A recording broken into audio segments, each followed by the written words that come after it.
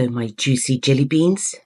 Spring is here and hopefully everyone is feeling a little warmer and chirpier. Today I have this cute box from Resin which I've used before. It makes a stunning gift, not to mention I've had so many orders on this that I wanted to bling it up a little more and make it extra special. It comes with a wooden casing which helps the mould not buckle and deform. As you can see, I've used it quite a bit and I've had to add some tape to it. All you have to do is put the bottom part of the mould inside and push it down.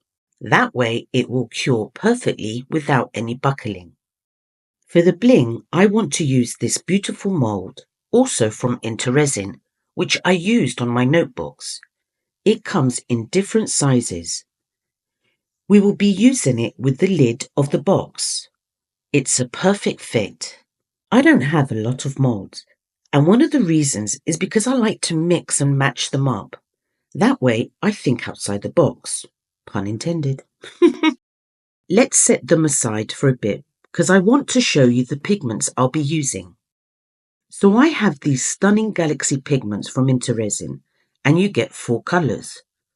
Then I have this Resin Epic Aurora, which I absolutely love.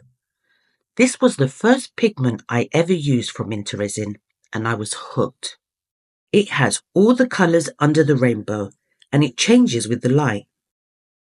For resin, I'm going to use this Lush resin from J Addiction, which is 1:1 by volume.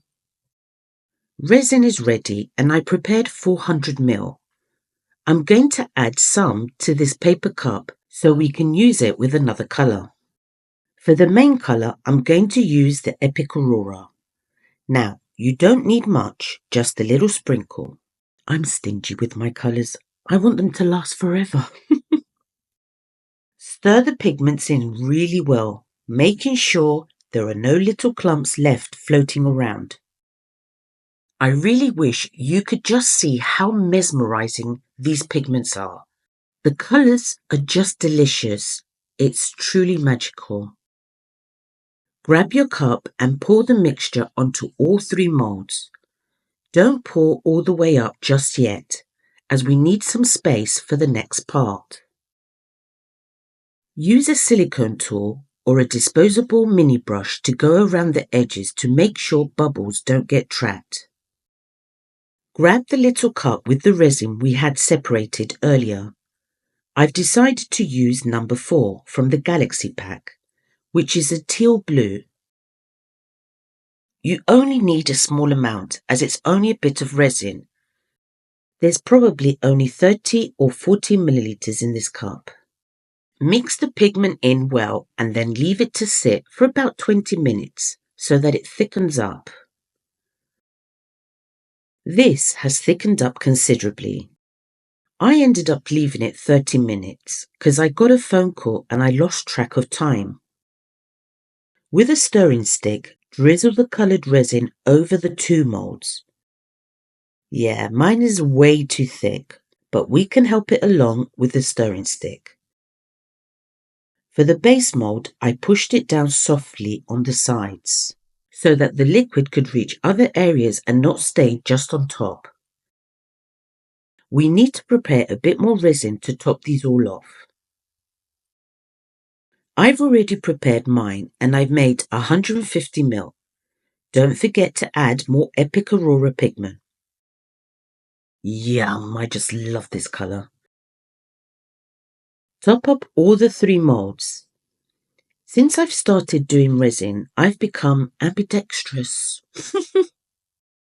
Then leave them to completely cure. Big thank you to all my subscribers and channel members. You guys bring the bling to my life. Love you lots.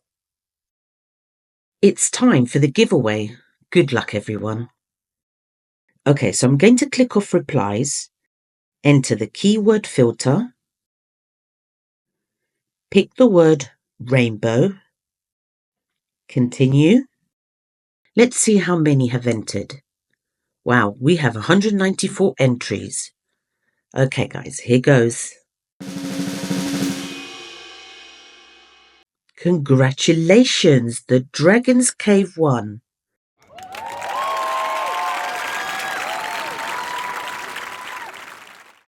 Please email me so that I can send you my old Resiners bubble popper. Thank you everyone for joining in, and good news, there will be more giveaways coming soon, so keep watching, 'cause you never know. Demolding time. Let's start with the lid. I really wish the colours would show through the camera lens, 'cause these colours are just magical. Next up, the box. I've already sprayed some soapy water so that it's easier to pop out. Always make sure you turn your moulds back to their original side to avoid deforming them. Just look at all those stunning Aurora colours. It's like a rainbow in a box. I have a bit of overpour which is easy to snip off with some snippers or a pair of scissors. I'll probably then go around it again with a deburring tool to make sure there are no sharp edges. Let's check that the lid fits perfectly. Here's a little tip. If you make something like this that has a lid, don't leave both of them together, at least for a couple of days, because you may find that then you can't take it off. And that's because the resin is still curing. I learnt the hard way. Now for the last piece. Wow, just look at the bling. It's so sparkly. Perfect for every diva in us. I also have a bit of overpour on this too. No worries, a pair of scissors to snip it off. Now we need to double check if it's a good fit for this lid. And yep, it's perfect. What a great way to elevate a box using another mould which was actually created for something else. Just imagine all the possibilities using different colours. I have to make 3 of these for a customer order, but I think I'll make 4. 1 for me. For the final part, we now need to glue the 2 lids together. I'm using B7000. It's the first time using this one. Normally I use the E6000 Plus, but I find that my tube dries up because it doesn't have a needle on the nib to prevent it from drying, and this one does. Apply the glue, put the bling on top of the lid. Make sure it's positioned correctly and press down firmly, then leave it to cure. Keep watching for the end results. Toodles!